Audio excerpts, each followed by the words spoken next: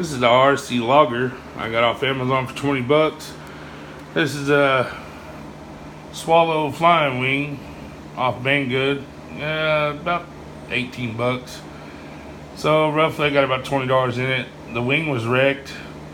Durable to an extent, but I mean, not if you're bashing into trees with the winds.